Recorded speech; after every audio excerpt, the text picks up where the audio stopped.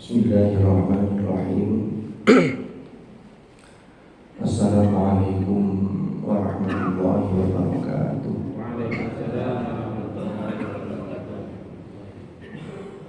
Alhamdulillahirabbil alamin. Wa bihi nasta'in ala umuri dunya waddin. Wassalatu wassalamu ala asyrafil anbiya'i wal mursalin. Sayyidina Muhammadin wa ala alihi wa sahbihi ajma'in. Amma ba'd.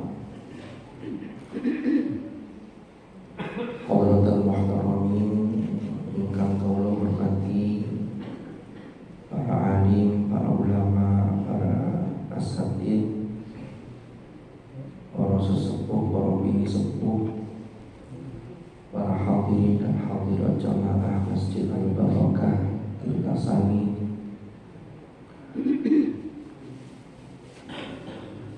Monggo sareng-sareng kita niati majelis ilmu di masjid ini dengan niat i'tikaf dan niat thalabul ilmi. Mudah-mudahan majelis ilmu ini ditakdirkan Allah menjadi majelis ilmu yang nafi'an mubarakan fid din wad dunya wal akhirah. Ala hadhihi niyyah wa ala kulli niyyatin shalihah wa ala ma nawaina wa ala ma nawahu as-salafus shalih. Thumma ila hadratin nabiyil mustafa rasulillah sayyidina Muhammadin sallallahu alaihi wasallam wa ila hadrati ikhwanihi minal anbiya wal mursalin wa sahabati wat tabi'in wal ulama'il 'alimin wal musannifin wa a'immatil mujtahidin wal qurra'in wal mufassirin wa jami'il malaikatil muqarrabin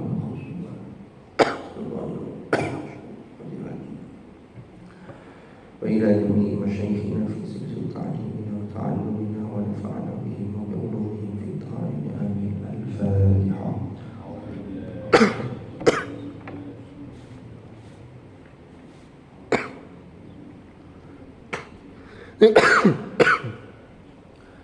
Para hadirin dan hadirat rahimakumullah.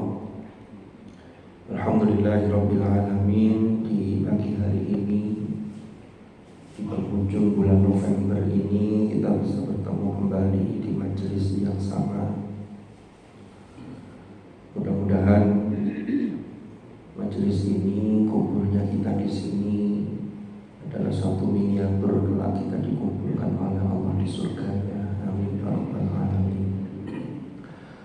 Salawat dan salam semoga tetap terlimpah curahkan kepada junjungan kita Nabi besar Muhammad sallallahu alaihi wasallam. Para bapak, para ibu, hadirin dan hadirat rahimakumullah. Di episode yang kita bahas pada episode yang lalu, kita akan membahas kemarin, mencoba untuk menggali pelajaran dan memetik hikmah dari apa yang terhidang tentang kisah Nabiullah Adam alaihi salam, sampai kemudian beliau dipindah yang asalnya di surga kemudian diturunkan di muka bumi ini. Memang sejak awal penciptaan, ketika Allah Subhanahu wa ta'ala itu menciptakan Adam, Allah itu sudah menyampaikan satu desain besar, bahwasanya Allah ini sudah menyatakan di hadapan malaikat, di dalam sebagaimana diabadikan dalam firman-Nya di Al-Qur'an, wa idh qala rabbuka lil malaikati inni ja'ilun fil ardi khalifah. Itu ada di dalam surah Al-Baqarah ayat ke-30. Dan ingatlah ketika Allah, yaitu Tuhan pemelihara kalian, itu bertitah di hadapan para malaikat. Allah menyatakan begini, inni ja'ilun fil ardi khalifah. Sesungguhnya aku hendak menjadikan satu khalifah di bumi. Makna khalifah ini beberapa ragam penafsiran. Ada yang memahami bahwa khalifah itu akar katanya dari kha, lam, dan fa, yang artinya melanjutkan estafet, dan di belakangnya ada yang melanjutkan. Makanya khalfa itu maknanya di belakang. Khalaf dalam term atau istilah di dalam kajian-kajian biasanya ada ulama salaf, ada khalaf. Khalaf itu generasi yang melanjutkan setelah generasi ulama salaf. Itu setelah abad ketiga Hijriah. Maka pesannya bahwa hidup di dunia itu gantian. Jadi wonten tiyang niku yang abadi di dunia terus, itu kita pasti ada yang namanya limitasi, apa itu ya, batas, ada limit. Kita ini tidak pernah tahu sampai berapa lama kita ini diberi kesempatan oleh Allah untuk mendownload rahmatnya dengan melakukan amal-amal itu ketika di dunia ini. Maka yang sepuh-sepuh ini bersyukur, karena yang sepuh-sepuh ini berarti sudah melewati yang muda-muda. Yang muda itu belum tentu bisa mencapai usia seperti yang sepuh-sepuh ini. Kan begitu. Kembali ke khalifah tadi. Tapi tujuan utama khalifah, yang kalau kita lanjutkan di ayat yang tadi itu, kemudian malaikat ini sedikit protes. Ini pernah disampaikan, didawuhkan oleh Gus Bahak, malaikat di sini yang protes itu bukan malaikat-malaikat yang min akabiril malaika, bukan malaikat-malaikat yang kelas atas, tapi malaikat yang biasa-biasa. Protesnya apa? Ataja'alu fiha may yufsidu fiha wa yasfikud dima. Ya Allah, jenengan ini mau menciptakan, apakah jenengan ini mau menciptakan di bumi makhluk yang berbuat kerusakan, wa yasfikud dima, dan menumpahkan darah? Ya. Maka kalau ini protesnya malaikat itu, pertanyaannya begitu, maka sesungguhnya tujuannya itu sebaliknya. Justru tujuan khalifah itu bukan untuk yufsiduna fil ard, ya, juga bukan untuk mengalirkan darah, tetapi bagaimana manusia itu bisa memakmurkan bumi. Tentunya dengan kondisi kita masing-masing.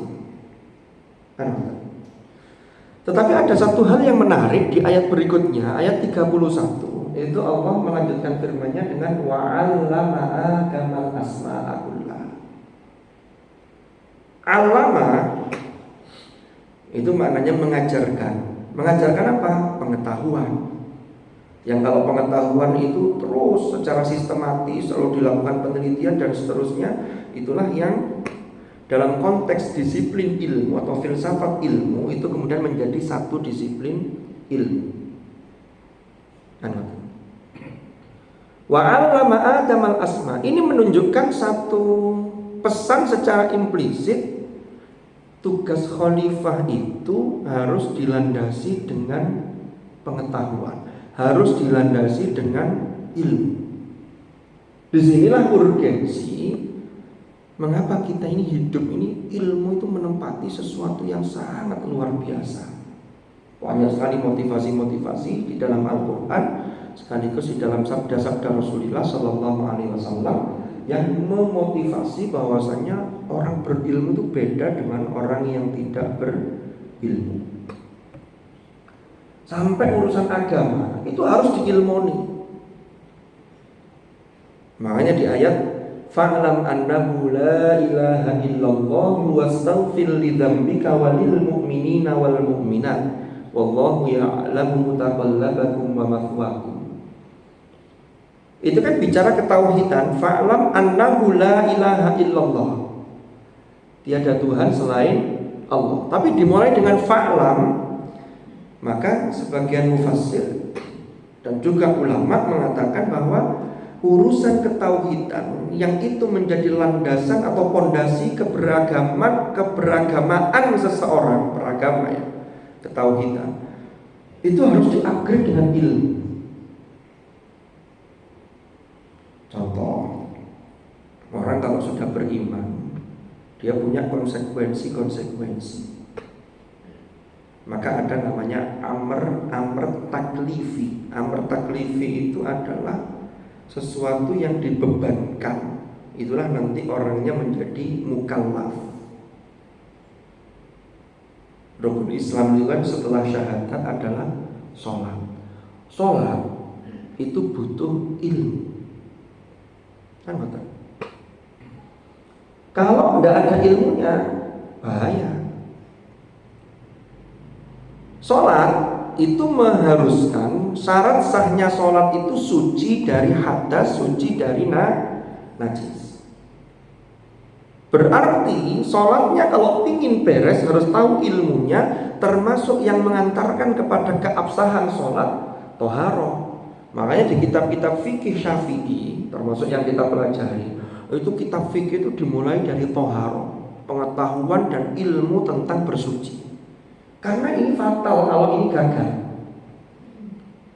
Ada orang wudu, zaman saat ini kan kata nih yang baju model-model itu sininya itu rapok ini, dicincin bukan kena sampai sikut, sampai gini tok.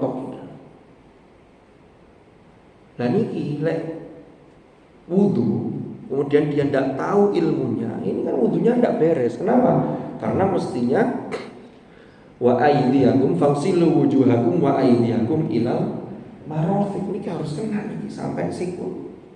Kok gak sampai sikut? Ya sesungguhnya berarti toharonya tidak beres, wudunya tidak beres.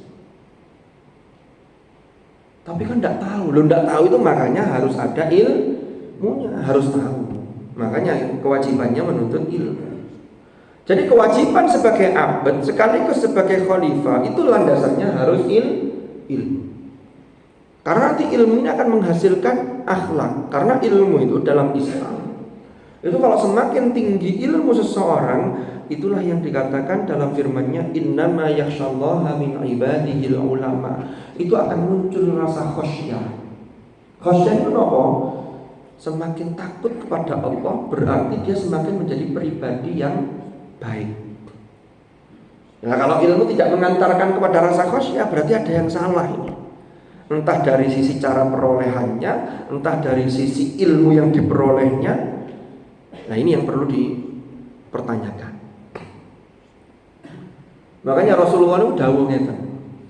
Ini salah satu sabda Rasulullah sallallahu alaihi wasallam. Kata Rasulullah begini, "Idza marartum biriyadil jannah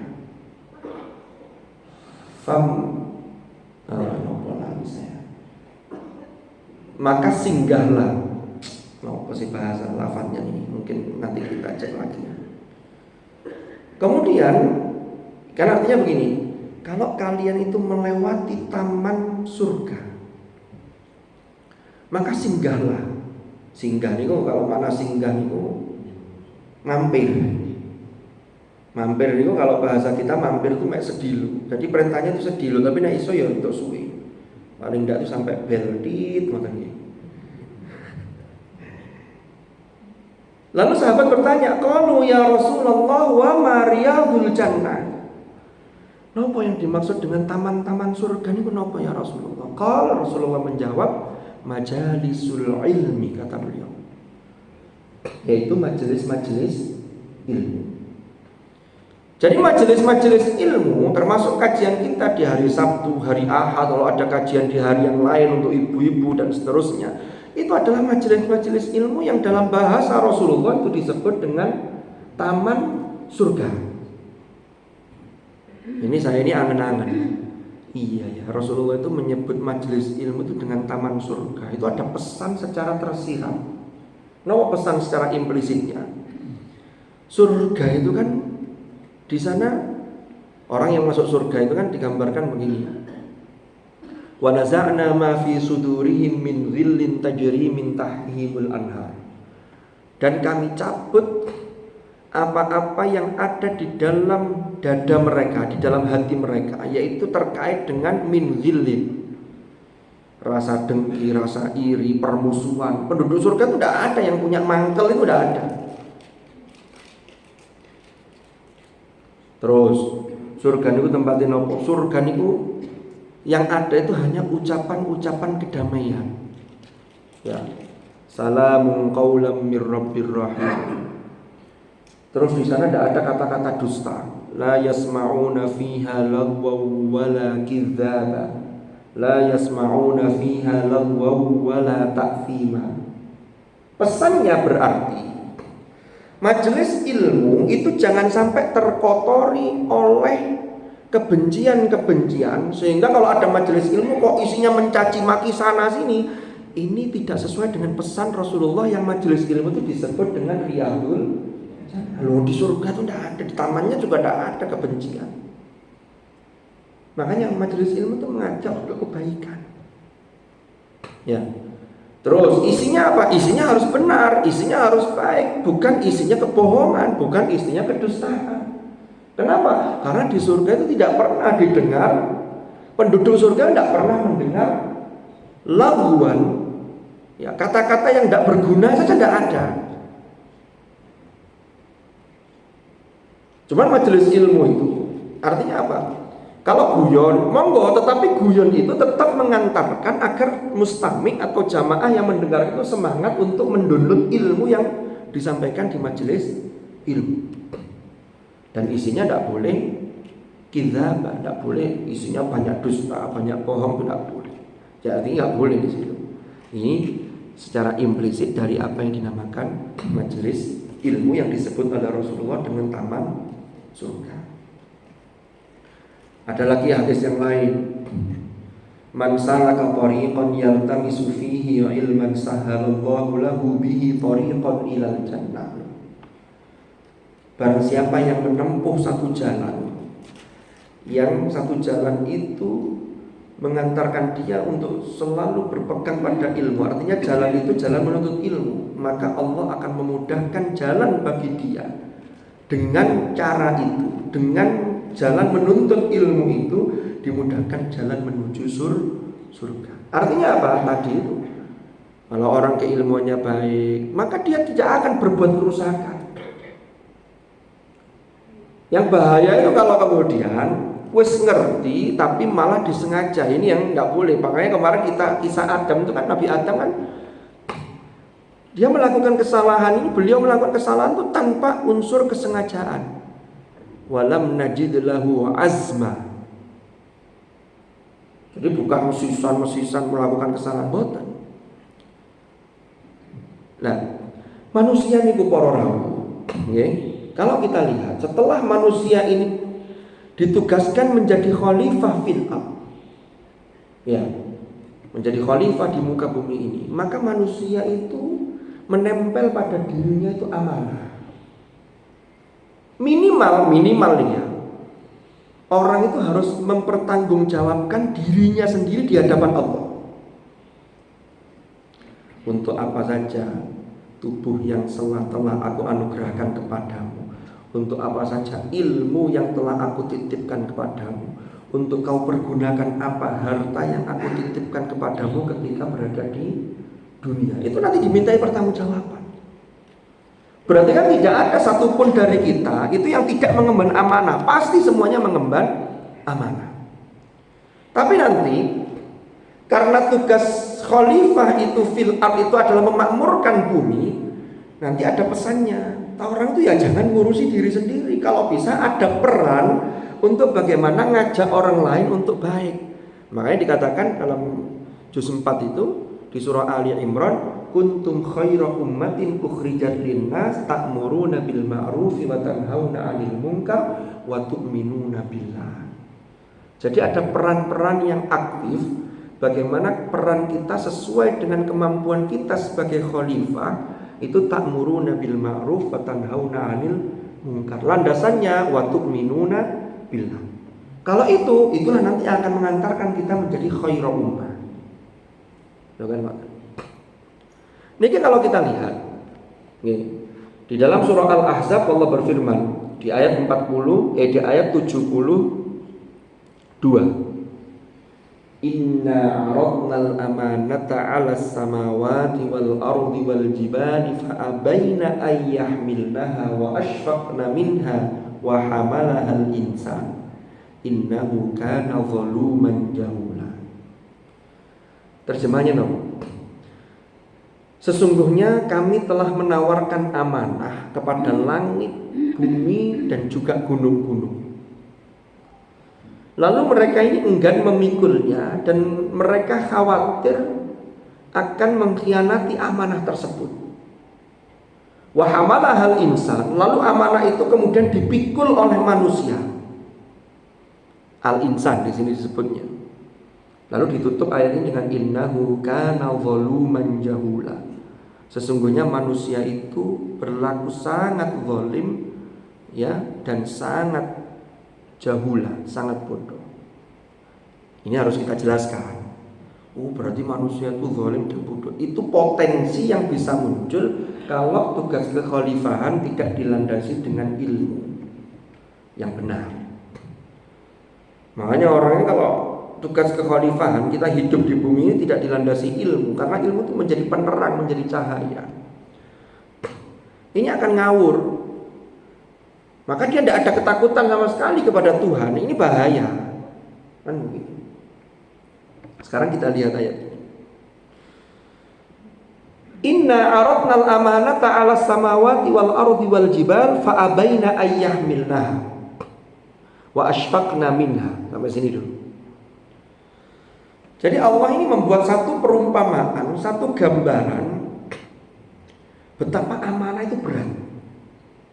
Tapi kita sebagai manusia itu sudah ditakdir menjadi manusia, itu tidak bisa mengundurkan diri sebagai manusia. Wah, manusia tiba-tiba amanatnya kok berat ya. Ya Allah, kalau mengundurkan diri sebagai manusia tidak bisa. Itu nanti orang kafir itu di akhirat, itu mereka itu getun jadi manusia. Makanya mengatakan wa yaqulul kafiru ya laitani kuntu turaba. Terus ngerti om ini, ya Allah kalau dados kewan mawon. Karena kewan meninggal selesai, tidak ada pertanggungjawaban, kembali jadi tanah, jadi debu, selesai. Jadi manusia itu tidak bisa mundur. Yang harus kita lakukan itu mengupgrade diri kita, bukan mengundurkan diri. Sama jadi orang tua yang sepah nih, menikah, berkeluarga. Dulu Cik Nom itu gak bayang tantangan-tantangan yang dihadapi ketika jadi orang tua. Jadi orang tua tiba ya abad ya Allah, kalau tak mengundurkan diri lalu bikin surat pernyataan bermaterai 10.000. Sampaikan ke anak-anaknya, mulai hari ini bapak mengundurkan diri, boten sadar. Tak bisa, karena itu amanahnya sudah melekat, itu kewajiban, harus ditunaikan. Landasannya apa? Ilmu. Kembali ke materi. Jadi gambaran begini, ini menunjukkan ketika Allah menawarkan amanah itu kepada langit, bumi, gunung, itu sebenarnya adalah gambaran bahwa amanah itu berat. Makanya lanjutannya fa'abaina ayyahmilnaha, mereka tidak mau, enggan memikulnya. Pertanyaannya kan begini, loh, padahal langit, gunung, ya bumi, itu kan sebenarnya ketika mereka diperintah oleh Allah, kita lihat dalam surah Fussilat umpamanya, itu mereka sebenarnya tidak bisa menolak. Makanya ada ayat qalata ataina ta'iin. Ketika dipanggil oleh Allah, diberikan tugas tau'an au karha, baik itu secara ketaatan, sukarela atau tidak suka, itu tetap harus diemban. Tapi ini untuk menggambarkan bahwa amanah itu berat.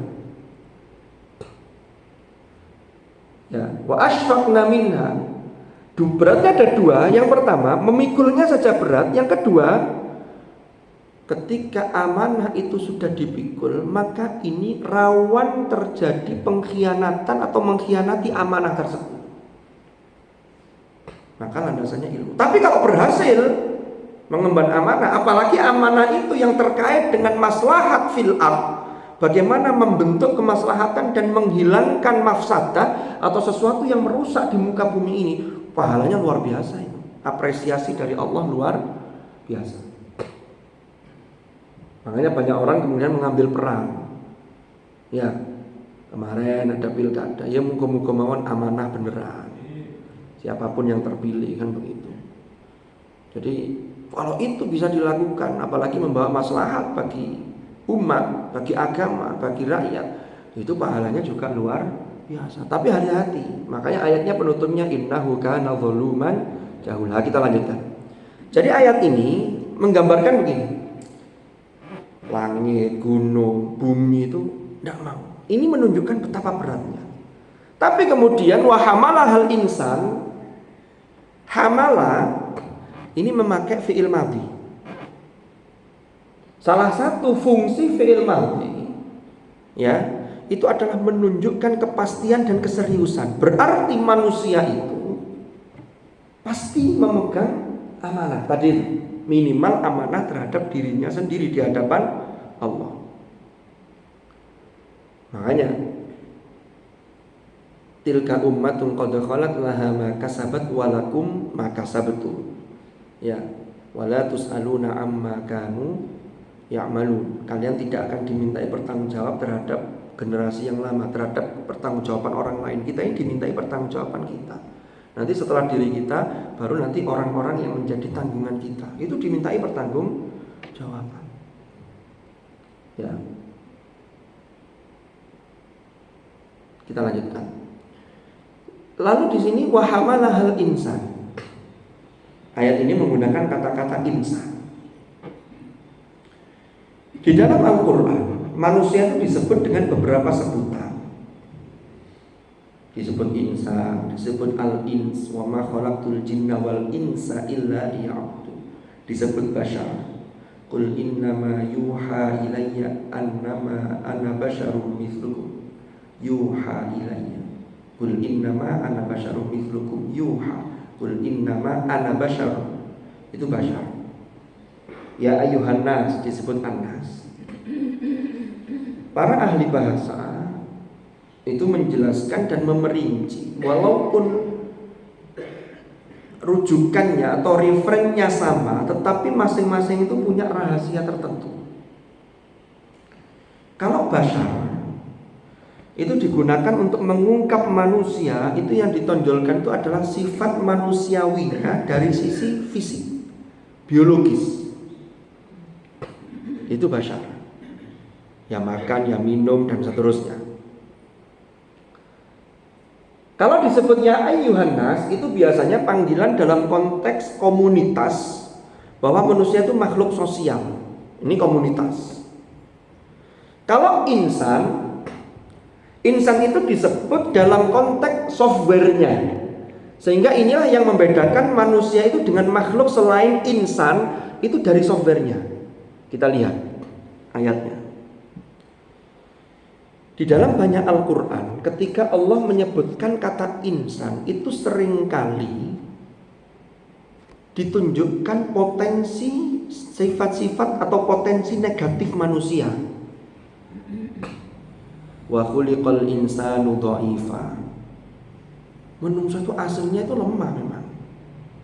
Makanya kita ini butuh sandaran. Sandaran yang paling kuat adalah Allahus Shamad. Kita ini bergantung minta tolong kepada Allah. Terus insan di dalam surah Al-Ma'arij, innal insana khuliqa halu'a, ayat 19. Sesungguhnya manusia itu diciptakan bersifat gelisah. Jadi ini bawaan manusia. Lanjutannya, idza massahu syarru jazua. Apabila dia mendapatkan kesusahan, disentuh oleh kesusahan, dia berkeluh kesah. Susah titik rasanya wis kaya orang paling susah sak donya. Ini sifat asal manusia. Ya. Lanjutannya, wa idza massahul khairu manu'a. Ayat 21. Apabila dia mendapatkan kebaikan, dia sangat kikir. Nah ini. Jadi yang duwe apa kok aslinya tuh bawaannya manusia, potensi negatifnya tuh kikir. Makanya insan-insan ini kemudian di-upgrade oleh Allah, diberi resep. Ya apa caranya insan itu tidak berhenti di situ, tapi berproses menjadi al-mukamalat al-insaniyah. Al-mukamalat al-insaniyah yang paling sempurna itu insan kamil, itu hadratur Rasul sallallahu alaihi wasallam. Kita ini mencapai ke sana, tapi kita tidak mungkin sesuai atau sama dengan derajatnya Hadratul Rasul, karena Rasulullah itu manusia tapi bukan manusia biasa, tapi tetap bashar. Sisi-sisi kemanusiaan, sisi manusiawinya ada, sisi biologisnya ada. Tapi harus ada usaha ke sana. Makanya lanjutannya apa? Illal musallin. Jadi sifat-sifat tadi itu, bawaan yang negatif tadi itu bisa terkikis kalau resepnya yang dilakukan. Apa yang pertama? Illal musallin alladzina hum ala salatihim daimun walladzina fi amwalihim haqqum ma'lum lisaili wal mahrum. Ini resep semua ini. Tapi nah insan itu sholatnya saja tidak pernah diperbaiki, tidak pernah di-upgrade, bahaya. Inilah yang dalam surah At-Tin, tsumma radadnahu asfala safilin. Jadi insan itu begitu. Insan itu urusan software. Ya.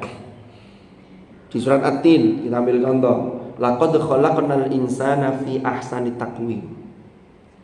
Ada memang ulama yang memahami ahsani taqwim itu dari sisi fisik. Manusia itu paling ahsan, paling baik, paling sempurna dibanding makhluk yang lain. Ya. Kepala di sini, muka, lalu hidung ngadepnya ke bawah. Coba kalau diwalik gitu, naudzubillah ya. Itu kan kena hujan kan ya. Jadi ahsani taqwim. Ada yang berpendapat ini secara zahir fisiknya. Tapi ada yang mengatakan ini urusan software. Mana buktinya? Di ayat berikutnya. Manusia itu tsumma radadnahu asfala safilin. Asfala safilin derajatnya jatuh sejatuh-jatuhnya. Itu bukan karena tampilan fisik, tapi tampilan softwarenya, moral, urusan bagaimana akhlaknya, urusan bagaimana perilakunya, itu kan yang berangkat dari softwarenya. Kalau softwarenya tidak beres, maka yang keluar tidak beres. Kenapa? Karena yang diputar dari software itu, yang diinstal, kemudian aplikasi itu dijalankan, itu kan tergantung software yang dipasang.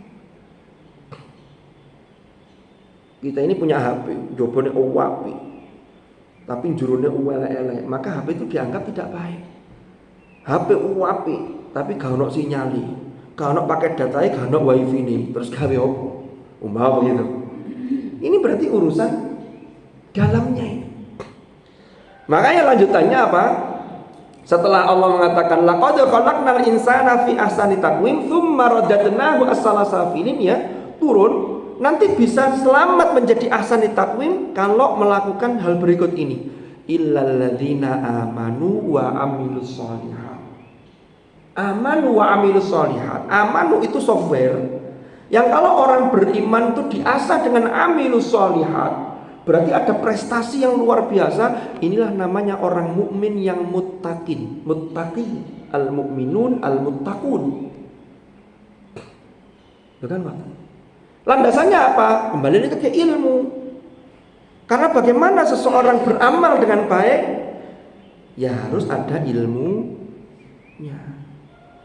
Makanya penutupnya di sini setelah Allah memaparkan wa hamalahal insan yang tadi di surah Al-Ahzab tadi, innahu kana zaluman jahula. Maka manusia itu dalam mengemban amanah itu punya potensi zaluman. Napa niku? Ini sirah mubalah. Mubalah itu nemen zalimi. Kenapa? Ya gara-gara dia menjadi khalifah fil ardh, khalifah untuk dirinya ketika di bumi memakmurkan bumi, dia bisa gagal karena tidak dilandasi ilmu, maka dia berbuat zalim. Jahula sangat bodoh. Kenapa? Karena tidak mau menggali ilmu. Masing-masing itu ada ilmunya. Makanya Rasulullah juga pesan begini, kun aliman au muta'alliman au mustami'an au muhibban wala takun khamisan fatahlik. Jadilah engkau sebagai orang yang alim. Orang yang alim itu apa? Berilmu. Kalau kita bicara terkait dengan ilmu, maka kata Imam Al-Ghazali, ada ilmu-ilmu yang fardu ain. Ini mungkin dulu pernah saya spill, pernah saya sampaikan, tapi kita ulang sedikit karena kebaikan dan kebenaran memang harus terulang. Itu dibuktikan dari salah satunya, kesannya kata para ulama dan ahli tafsir, itu wahyu pertama Iqra. bismi rabbikal ladzi khalaq, itu terulang lagi ada iqra wa rabbukal akram. Terus allama alladzi allama bil qalam, ada allamal insana ma lam ya'lam. Kita lihat dari kata iqra dan allamanya saja itu terulang. Itu hikmahnya, pelajaran yang bisa dipetik adalah terkait dengan membaca, terkait dengan menggali data, terkait dengan kita ini belajar apa saja, terkait dengan mengajar, terkait dengan mutola'ah, terkait dengan hal-hal yang baik, itu harus ada keterulangan. Gak bisa kemudian tahu, gak pernah belajar lagi. Lupa. Manusia itu ada mengatakan dari al-uns itu maknanya harmonis, tapi ada yang mengatakan dari nasia, lupa. Ya dua-duanya ada hikmahnya. Kalau nasia, karena manusia sering lupa, maka harus terulang. Keilmuan, kebaikan, kebenaran harus selalu diulang-ulang. Makanya jenengan setiap Jumat mesti ngrungokno khutbah itu mesti ittaqullah. Tapi jangan kemudian Jumat minggu mari ittaqullah, saya ittaqullah mana. Bukan ngoten. Tetapi kan derajat takwa itu, dimensinya takwa itu kan sangat luas. Kita mungkin di sisi ini sudah baik, tapi sisi ini masih kurang. Sisi individunya baik, sisi sosialnya mungkin ada hal-hal yang kurang. Karena sosial itu juga bagian dari ketakwaan, bukan mata. Makanya ilmu itu terus di-upgrade. Dan itu tidak ada habisnya. Karena setelah mengupgrade ilmu, nanti harapannya ada upgrade bagaimana prestasi-prestasi ketakwaan kita kepada Allah. Kembali ke ayat tadi. Wa hamalahal insan innahu kana zaluman jahula. Jadi menungso niku potensi zalim niku besar kalau landasan ilmunya yang mengantarkan dia kepada khasyah itu tidak ada, ini bahaya. Jahula juga begitu. Terus lagi terkait dengan ilmu. Tadi Rasulullah kan dawuh kun aliman. Aliman itu adalah level orang yang mengetahui, itu level tertinggi. Walaupun nanti di aliman sendiri itu nanti levelnya juga beda-beda. Karena di setiap di atasnya orang yang alim itu ada yang lebih alim lagi. Wa fawqa kulli dzi ilmin alim. Sampai yang paling atas tidak lain adalah Allah. Maka manusia itu dititipi ilmu itu sajanya memang sedikit. Tapi yang sedikit itu, yang kita tahu itu wajib kita sampaikan, baik melalui amaliyah kita dan melalui lisan kita. Kita praktekkan, lalu kita sampaikan, kita ngajak orang lain. Walaupun ilmu itu sedikit yang dititipkan oleh Allah. Kalau untuk jadi alim itu masih berat, maka jadilah yang kedua, au muta'alliman. Atau untuk menjadi alim itu mesti proses yang bawahnya ini harus dilakukan, tidak bisa langsung. Orang itu untuk mengetahui ilmu itu proses yang kecil-kecil itu harus dilakukan. Orang itu untuk mendekat kepada Allah itu proses yang kelihatannya sederhana itu harus dilakukan. Gak bisa ujuk-ujuk itu apa ya, tiba-tiba moro-moro di atas. Itu kan ada tangga yang harus dilalui. Muta'allim itu adalah bagaimana seseorang itu berusaha untuk mendownload ilmu, artinya menjadi pembelajar secara terus-menerus. Kita yang sudah lulus strata pendidikan formal secara akademik, umpama sudah selesai, tapi kan mencari ilmu itu tidak hanya secara formal. Ya, walaupun yang secara formal itu juga kita lakukan. Tapi untuk menggaransi bagaimana keilmuan kita ini bisa terupgrade secara terus-menerus, itu media belajar itu sangat banyak sekali. Ya kalau ngaji di masjid ini kan wawasan, keilmuan. Cuman beda dengan di formal. Kalau di formal nanti diformalisasikan, diformalkan itu. Ya, bikin artikel, bikin jurnal dan seterusnya, sehingga pemikirannya itu menjadi sistematis. Kalau ngaji begini ini yang penting kan kita ini memaksimalkan daya dengar kita yang sudah dianugerahkan oleh Allah untuk kemudian kita pahami, kita serap, bagaimana kemudian kita berusaha untuk melaksanakan atau mengimplementasikan. Tujuannya apa? La'allakum tashkurun. agar kita ini senantiasa menjadi orang-orang yang senantiasa bersyukur kepada Allah. Orang itu kalau suka membanding-bandingkan apalagi urusan dunia, itu tidak akan pernah ada rasa syukurnya. Duwe omah siji ketok koncone duwe omah loro, aku kudu duwe sing luwih teko iku. Tapi niatnya untuk persaingan saja, tidak selesai itu. Ya, ibu-ibu lihat tetangganya punya tas harganya 50 juta. Wah, baru ketok wingi ana pelantikan beberapa menteri, istri-istrinya itu bawa tas yang harganya sekian. Kan banyak itu di medsos itu. Wah, aku kudu bilang ke suaminya, Mas, iki kalau regane tas sakmono, mosok gak iso wae. Gak ono marine lho. Urusan ketika kita hidup di dunia, yang kita boleh iri itu paling tidak hanya 3 hal ini. Pertama, urusan bagaimana ibadah seseorang. Kita boleh iri dan harus iri. Delok wong, ya Allah ibadah kok mempeng. Aku kok gak iso ngono. Jadi irinya itu bukan berharap agar orang itu tidak rajin ibadah, tapi kita ya apa caranya iso bahkan lebih. Itu namanya fastabiqul khairat. Terus yang kedua, nilai kemanfaatan. Kalau orang lain bisa menebar manfaat untuk orang lain dalam sisi ini, kan saya tidak bisa di sisi itu. Saya harus di sisi apa? Oh, saya punya keahlian umpama di bidang arsitektur. Wah, umpama kemudian urusan masjid, urusan apa? Ini saya setting yang baik biar jamaah itu semangat. Wih sudah, ini saya abadikan, saya abdikan, saya khidmah untuk ini. Itu kan bermanfaat untuk orang lain. Maka berlomba-lomba untuk memberikan manfaat dalam konteks melaksanakan tugas khalifah fil ardh itu boleh iri. Yang ketiga urusan ilmu. Kita menuntut ilmu lalu mengaplikasikan delok wong liya ini. Atau kalau mau ditambah di dalam hadis itu ada la hasada illa fitnatain. Tidak ada hasad kecuali dalam 2 hal. Yang pertama itu ada orang yang dianugerahi oleh Allah harta yang berlimpah, tapi harta itu digunakan di dalam berjuang di jalan Allah. Kan begitu. Yang kedua adalah orang yang dianugerahi Al-Quran, termasuk di dalamnya ilmu. Lalu dia ini aktif berinteraksi dengannya, itu ana al-lail wa ana an-nahar. Siang malam itu perilakunya sesuai dengan tuntunan Al-Quran. Makanya itu kembali lagi ke yang tadi itu. Ada nilai manfaat, lalu ada juga apa tadi yang pertama terkait dengan ibadah, terkait dengan ilmu. Jadi 3.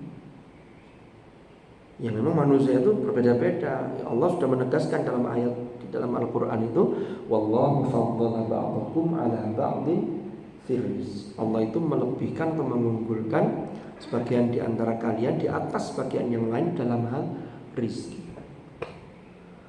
Bukan untuk saingan jor-joran, tetapi untuk saling bersinergi. Mana yang bisa kita berikan untuk membantu yang lain, yang itu menjadi lahan amal dan menjadi lahan ibadah bagi kita. Kembali ke tadi itu, kun aliman au muta'alliman. Jadi kalau jadi muta'allim itu berat. Jadi muta'allim itu tidak harus belajar secara formal. Ya, saya dulu pelajaran MTS banyak yang tidak bisa. Sekarang sudah punya cucu, kemudian daftar lagi di MTS. Ya boten. Yang penting bagaimana kita mau mengupgrade keilmuan terus. Itu namanya muta'alliman. Makanya di hadis yang lain Rasulullah dawuh, utlubul ilma minal mahdi ilal lahdi. Tuntutlah ilmu dari sejak dalam buayan, gendongan orang tua ibu kita, sampai kita ini masuk ke liang lahat. Pesannya apa? Pesannya itu jadilah kita ini hidup ini sebagai manusia pembelajar yang tidak pernah puas dalam menuntut ilmu, yang kemudian ilmu itu kita gunakan, kita laksanakan, kita aplikasikan dalam rangka memakmurkan bumi ini. Makanya lanjutan hadis yang tadi, au mustami'an. Kalau belum menjadi muta'allim, minimal mustami. Kalau belum mau, maka muhibban. Ada rasa mau untuk datang, mau untuk hadir di majelis-majelis ilmu, mendengarkan. Nanti lama-lama kita akan terupgrade menjadi mustami'an, sampai menjadi muta'alliman, sampai menjadi aliman.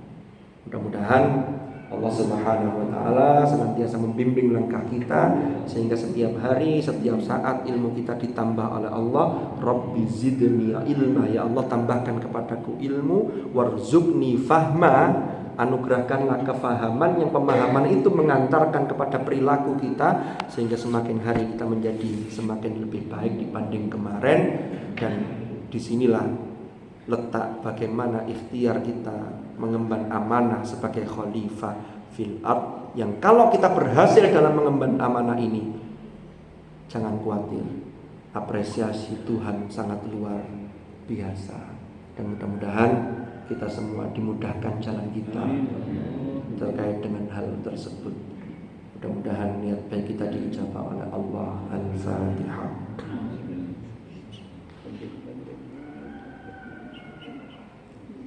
Bismillahirrahmanirrahim. Alhamdulillahirabbil alamin. Allahumma anfa'na ma 'allamtana wa bima 'allamtana wa 'allimna ma yanfa'una warzuqna ilman nafi'a. Allahumma ij'al ijtima'ana hadza ijtima'an marhuma wa tafarruqana min ba'dihi tafarruqan ma'suma wa la taj'al ma'ana wa fina shaqiyyan wa la mahruma bi rahmatika ya arhamar rahimin. Sallallahu ala sayyidina Muhammadin walhamdulillahi rabbil alamin. Al-Fatihah.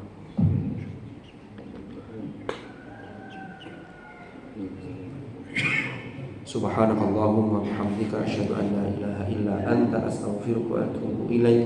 Wassallallahu ala sayyidina Muhammad walhamdulillahi rabbil alamin. Hadanallahu wa iyyakum ajma'in. Al-afwa minkum. Wassalamu alaikum warahmatullahi wabarakatuh.